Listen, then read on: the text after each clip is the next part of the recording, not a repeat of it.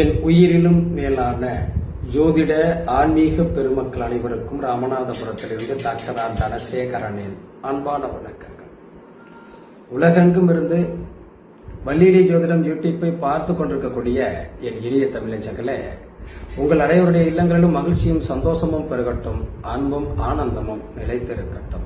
இந்த அற்புதமான தருணத்தில் உங்களோடு பயணிப்பதில் பெருமகிழ்ச்சி அடைகின்றேன். பொதுவா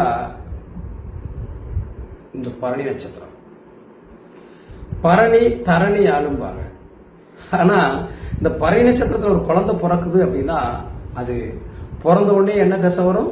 பரணி நட்சத்திரத்தை பிறந்தவங்களுக்கு சுக்கிர தசை வரும். குட்டி சுக்கிரன் குட்டி சுக்கிரன் சொல்லுவாங்க.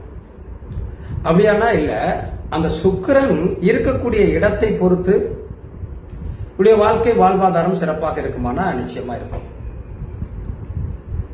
அப்ப இந்த சுக்கிரனை பொறுத்தளவுல வாழ்க்கையில பொருளாதாரத்துல நிமிர்ந்து நிக்கிறாங்களா அப்படின்னா நிச்சயமாக. சுக்கிர திசை வந்துட்டாலே நம்ம நிறைய சொல்லுவாங்க, உனக்கு என்னப்பா சுக்கிர திசை அடிக்குது. அந்த சுக்கிரனுடைய சுகமான வாழ்க்கை அப்படிங்கிறது என்ன? வீடு, இடம், சொத்து, நிலம், காசு, பணம், செல்வம், செல்வாக்கு, ஆடம்பரமான வாழ்க்கை, இது எல்லாத்தையும் குறிக்கக்கூடிய ஒரு சுக்கிரன். ஆனா இந்த சுக்கிர திசையில் ஒரு குழந்தை பிறந்தா சின்ன வயசுல நிறைய போராட்டத்தை தருது தவிர பெரிய வளர்ச்சியை தருதில்ல அப்படிங்கிற ஒரு செயல்பாடு நம்மகிட்ட இருக்கு. ஏன்னா இந்த சுக்கிர திசை என்பது ஒரு மனிதனுக்கு 20 வயதுக்கு மேல வரணும். 25 வயதுக்கு மேல வந்தா அவன் வாழ்க்கையில 20 வருஷத்துல சம்பாதிச்சு செட்டில் ஆயிடுவான். அதற்கு முன்னாடி வந்தா அதை செயல்படுத்த முடியறது இல்ல அப்படிங்கிற ஒரு குறைபாடுகள் நம்மகிட்ட இருக்கு.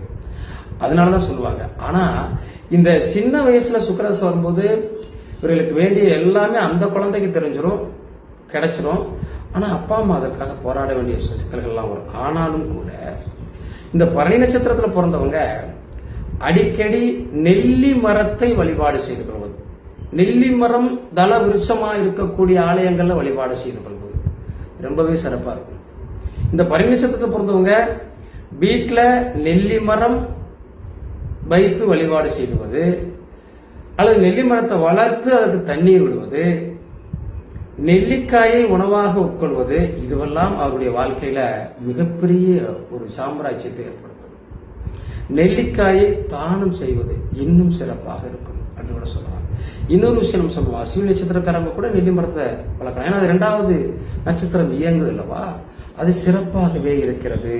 நீங்க அது மட்டும் இல்ல, அந்த பரணி நட்சத்திரத்தை பொறுத்தளவுல அத்திப்பழம் சாப்பிடுறது ரொம்ப சிறப்பு.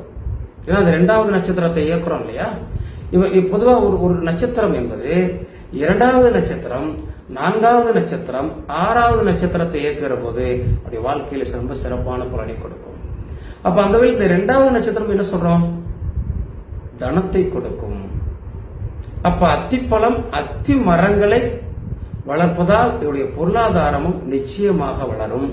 ஆகையினால பரணி நட்சத்திரத்தில் பிறந்தவங்க அடிக்கடி இந்த செயல்பாடுகளை செஞ்சீங்கன்னா ரொம்ப சிறப்பு. பெருமாள் மகாலட்சுமி வழிபாடும் உங்க வாழ்க்கையில் ஒரு பெரிய சிறப்பை தரும். வாழ்த்துக்கள். பார்க்கலாம்.